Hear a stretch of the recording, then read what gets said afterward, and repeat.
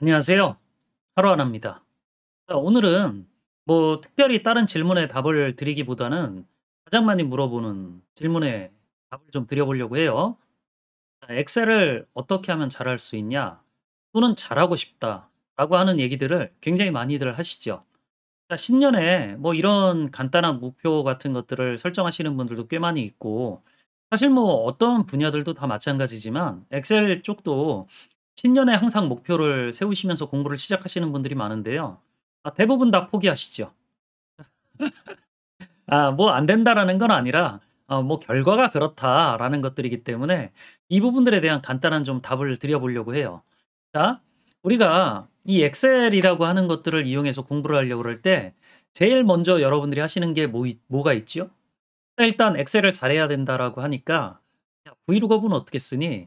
야, 썸이프는 뭐 카운트 이프는 또는 이프는 뭐 함수 관련된 공부들도 하시고, 야, 피벗이 좋다며 차트는 뭐 이러면서 이제 또 엑셀의 기능에 관심들을 갖게 되세요. 그리고 그런 것들을 이제 공부하시려고 유튜브 영상 같은 것들을 찾아보시게 되죠. 그렇게 열심히 하시는데도 안 되는 이유는 다 정해져 있다라는 거죠. 자, 간단하게 제가 계산을 한번 해 볼게요. 자, 우리가 하루에 근무할 수 있는 시간이 몇 시간 정도 되죠? 8 시간 정도 된다라고 평균적으로 잡고, 근무일은 한 5일 정도 되죠? 그러니까 이 주간 근무 시간 같은 것들을 계산을 해 보면 간단하게 요 두 개를 곱해 가지고 이렇게 40 시간이라고 하는 결과들이 나오죠. 자, 그럼 우리가 요즘은 좀 뭐 얘기가 여러 가지가 나오고 있긴 하지만 주 52 시간 뭐 이런 얘기들을 많이 했었잖아요. "그 시간을 넘으면 안 된다."라고 하는 것들. 자, 그러면 최소 그냥 정상적으로 이렇게 근무를 한다라고 했을 때, 자, 여기에서 한 10 시간 정도만, 너무 많아요? 10 시간 정도만 공부를 하실 수 있으면 굉장히 빠르게 이 실력을 올려내실 수 있겠죠. 자, 근데 10 시간씩 근무를 하려고 그래도, 자, 5 일씩 하면 하루에 몇 시간씩 공부를 해야 되죠? 네, 2 시간씩은 공부를 해야 돼요.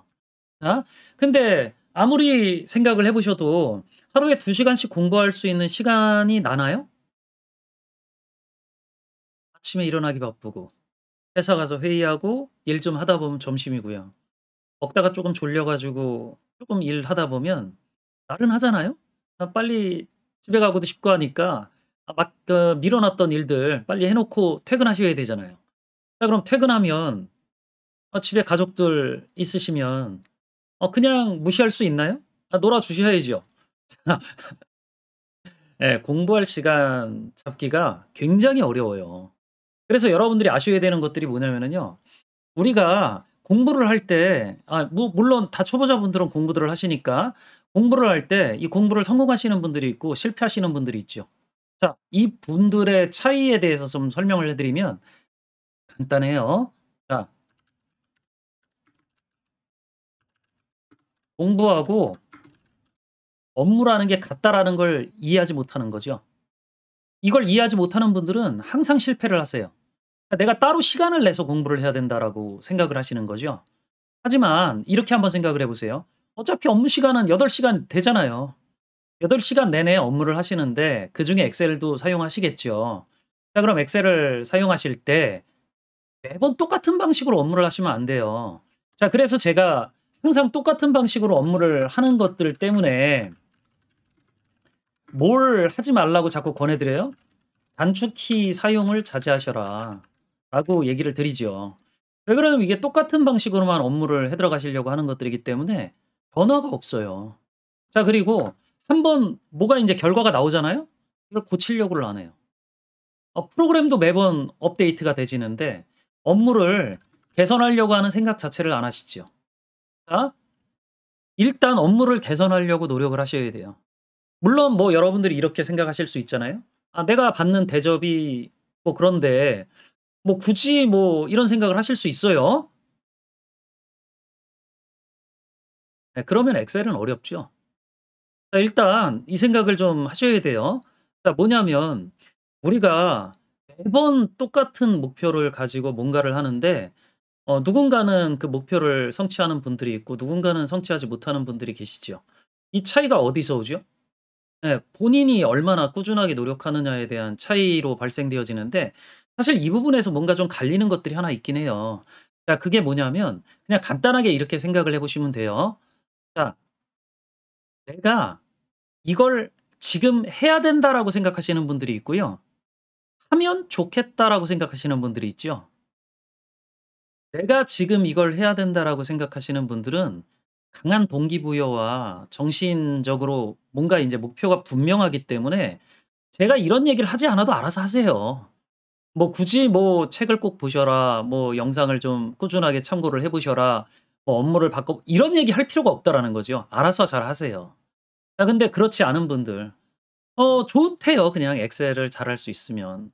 쪼금 더 일이 쉬워질 수 있을 것 같고. 우리는 이런 얘기를 정말 많이 하지 않나요? "살을 좀 빼면 좋을 수 있을 것 같다."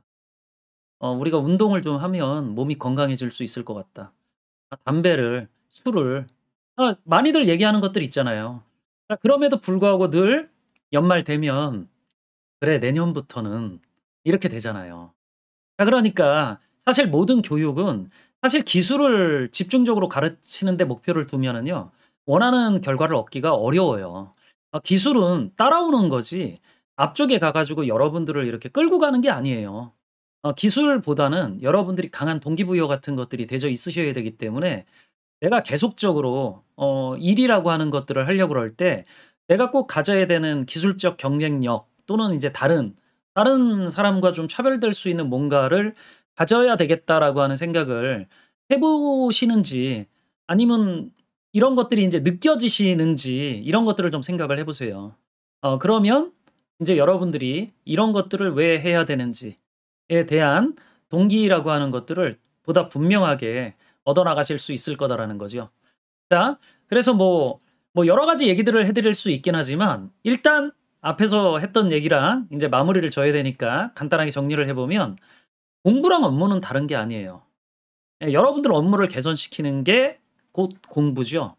필요한 것들이 생기기 때문에 이 필요한 것들을 어떻게 써야 되는지를 익히시려고 할 거고 그걸 통해서 여러분들의 경험치가 올라가기 때문에 활용 능력 자체가 올라갈 수 있는 거죠.